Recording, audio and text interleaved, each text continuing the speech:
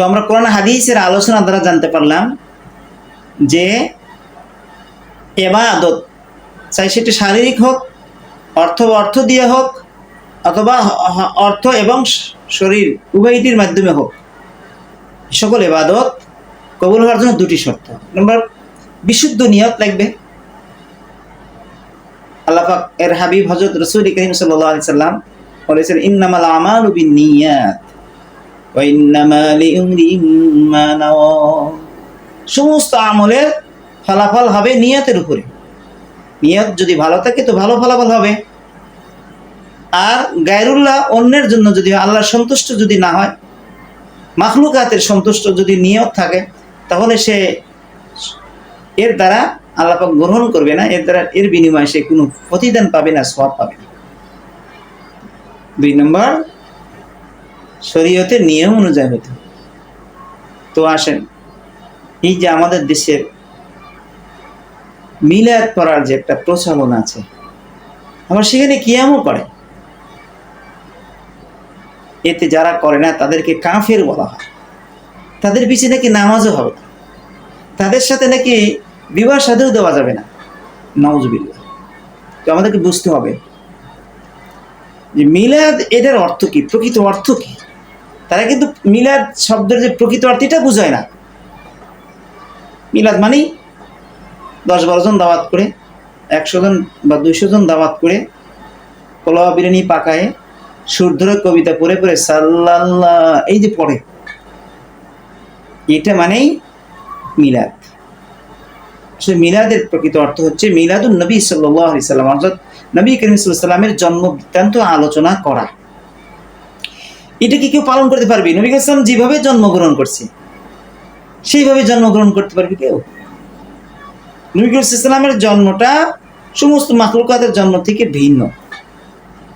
যেমন দেখেন, হযরত নবী করিম সাল্লাল্লাহু আলাইহি ওয়াসাল্লাম হাদিসের মধ্যে এসেছে, আম্মা জানের পেটে যখন ছিলেন তখন কিন্তু অন্যান্য মহিলাদের মতন তার পেটে উঁচা ছিলেন না, প্রসবের সময় কোনো রক্ত বের হয়নি। তো এরকম কি অন্য কোনো মানব জাতির মধ্যে কেউ এরকম জন্মগ্রহণ করতে পারবে? যদি পারতো তাহলে মিলাদুন নবী আদায় হতো। বুঝতে হবে বিষয়টি। আর হুজুর সাল্লাল্লাহু আলাইহি ওয়াসাল্লামের জন্ম বৃত্তান্ত আলোচনা করা, তার সময় কি কি ঘটনা ঘটছে, এটা ভালো কাজ, এটা কোনো আমাদের ইখতিলাফের বিষয় না। আর দরুদ শরীফ পড়া, এটা উত্তম ইবাদত, আফজলুল ইবাদতের মধ্যে একটি। আল্লাহ হাবিব বলেছেন, ওয়াকাল নবী আলাইহিস সালাতু ওয়াস সালাম, মান সাল্লা আলাইহি মাররাতান সাল্লাল্লাহু আলাইহি ওয়াসাল্লাম মাররা। যে ব্যক্তি আমল করে একবার দরুদ পড়ে, তার প্রতি আল্লাহ পাক 10 জায়গায় রহমত করবে।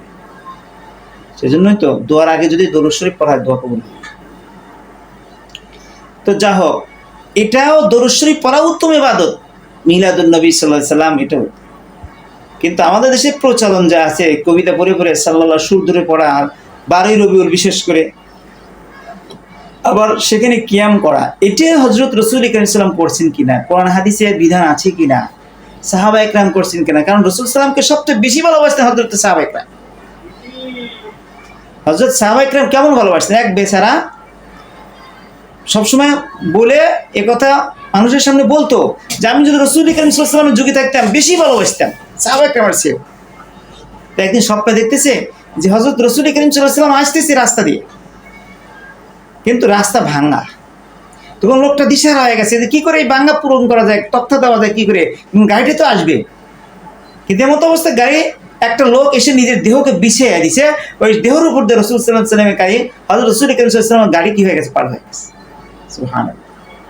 স্বপ্নের কথা যখন নাকি একজন হক্কানি আলেমের কাছে জিজ্ঞাসা করছে, ওই লোক বলছে, দেখো তুমি তো শুধু বলা করো, মানুষের সামনে বলতেই থাকো যে আমি রাসূল সাল্লাল্লাহু আলাইহি ওয়াসাল্লামকে বেশি ভালোবাসতাম, এই যে তুমি যখন রাসূল সাল্লাল্লাহু আলাইহি ওয়াসাল্লামের গাড়ি আসতেছিল তুমি ভাঙাতে কি দিবে এই চিন্তা করতেছে।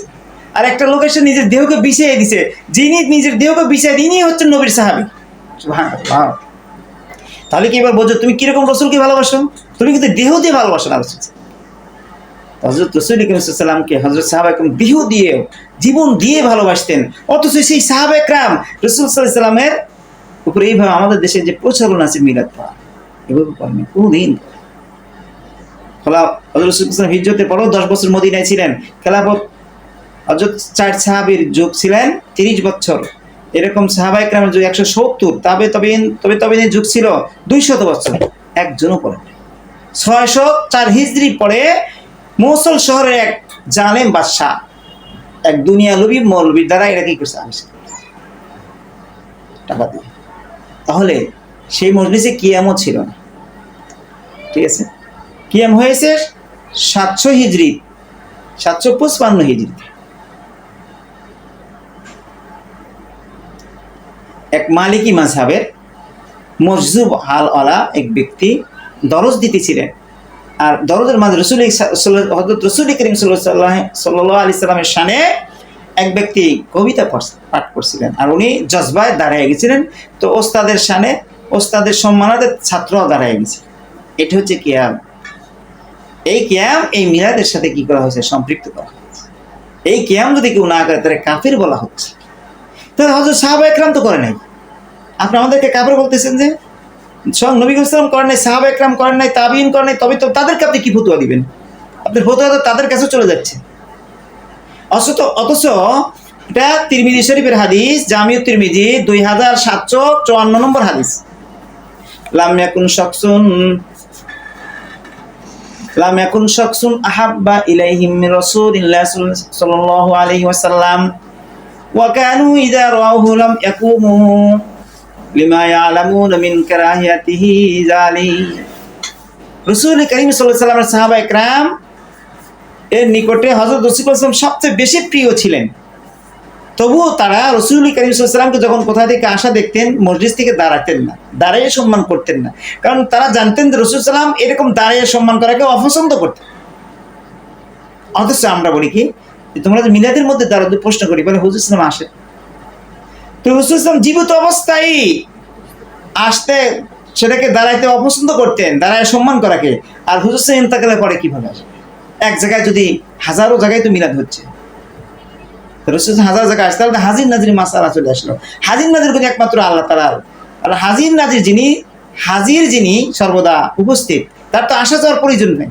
অর্থাৎ আমার নবী হিজরত করে মক্কা থেকে মদিনায় গেলেন, আমার নবী মেরাজে গেলেন, আসমান জান্নাত জাহান্নাম ভ্রমণ করে আবার আসলেন। যদি রাসূল সাল্লাল্লাহু আলাইহি ওয়াসাল্লাম হাজিরই হতেন তো সব জায়গাতে বিরাজমান। এই জন্য হযরত রাসূল করিম সাল্লাল্লাহু আলাইহি ওয়াসাল্লাম কিন্তু হাজির নাজির গুণ আসতেছে আপনার এই মিলাদে দাঁড়ানোর কারণে। তাহলে মানুষকে শিরিক ফি সিফাতের দিকে নিয়ে যাচ্ছেন, নাউযুবিল্লাহ।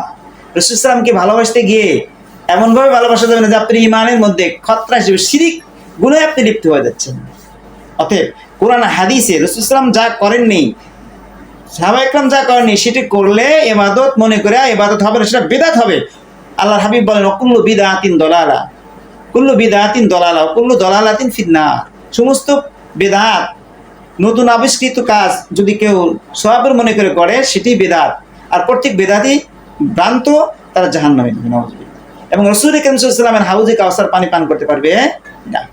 একদল লোক হযরত রাসূল করিম সাল্লাল্লাহু আলাইহি ওয়াসাল্লাম যখন নাকি হাউজে কাউসারে পানি পান করাবেন, তখন কিছু সংখ্যক লোক পান করার জন্য যাবে। নবী চিনবে আমার উম্মত, কারণ অযু অঙ্গ প্রত্যঙ্গ এগুলো ঝলমল করে থাকবে। কিন্তু কিছু সংখ্যক ফেরেশতা তাদেরকে ধাক্কায় সরায় দিবে। নবী বলবে, কেন সরাও তাদের? সে তো আমার উম্মত। ইয়া রাসূলুল্লাহ, জানেন না সে আপনি আসার পরে বিদআত কাজ করছে, আপনি যা করেন না সেটাকে ইবাদত নতুন আবিষ্কার করেছে আপনার দিনের মধ্যে। আল্লাহর হাবিব বলবে, সুহকান লিমান গায়রা বাদিন, দূর হয়ে যা, তোরা আমার পর আমার দিনকে তোরা কি করছিস, পরিবর্তন করছিস। তো যারা মিলাদ পড়তেছেন, মিলাদের কথাই বলতেছি, আপনারা প্রচলন মিলাদ পড়তেছেন, আপনার নবীর শাফায়াত পাবেন না, নবীর হাউজে কাউসারে পানি পান করতে পারবেন না, জাহান্নামে যেতে হবে। অবশ্যই তওবা করেন, আল্লাহ পাক আপনাদেরকে তৌফিক দান করুন সহিহ পথে আসার।